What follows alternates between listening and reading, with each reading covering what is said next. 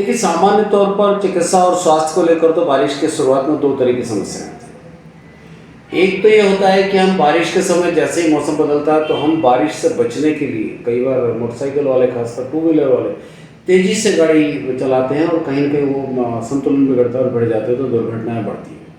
तो ये तो हो गया सावधानी नहीं रखने के कारण दुर्घटना, और दुर्घटना से लगने वाली चोट के कारण अस्पतालों में मरीजों की संख्या बढ़ती है। सामान्य तौर पर छिलने वाले, कई बार हाथ पैर टूटे हुए, कई बार ज़्यादा घातक और सांघातिक चोटों वाले मरीज भी आते हैं। ये एक अलग प्रश्न है, एक अलग विषय है। लेकिन जैसे ही बारिश शुरू होती है, अक्सर हमने छोटे बच्चों को या थोड़े बड़े बच्चों को अक्सर देखा है कि बारिश में भीगते हैं तो छत पर गंदा पानी होता है, छत पर धूल होती है, चद्दरों पर धूल होती है, ऊपर हर जगह धूल होती है, मिट्टी होती है, गंदगी होती है। तो ऐसे में जैसे ही वो गंदा पानी आता है तो उसमें नहाने की कोशिश करते हैं, वही पानी पी लेते हैं, तो कई बार फिर पानी जनित जो रोग हैं वो उनकी संख्या बढ़ती है, जिसमें सर्दी, खांसी, जुकाम, बुखार, उल्टी, दस्त इत्यादि के रोगी आने लगते हैं, बुखार के रोगी आने लगते हैं। और खासकर जो दमे के रोगी हैं, दमे के रोगियों में, अस्थमा के रोगियों में अस्थमा के अटैक इस टाइम ज़्यादा पड़ने लगते हैं।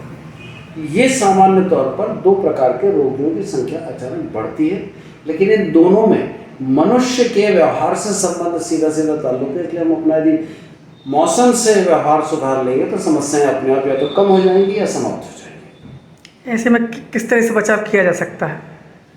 गंदे पानी से बचें, बारिश से बचें, सावधानी रखें। और यदि कहीं हम जा रहे हैं मोटरसाइकिल या स्कूटर से और अचानक बारिश आ गई, मौसम का आनंद ले लें, बजाय इसके कि हम चोट का आनंद लें, मौसम का आनंद लें। और वैसे भी क्या होता है कि जब पहली बारिश होती है, जो भीगने में जो मन में तन्हाई और अंदर से तरुणाई जो आती है, उसका कहीं कोई मैं समझता हूँ कोई मूल्यांकन ही नहीं।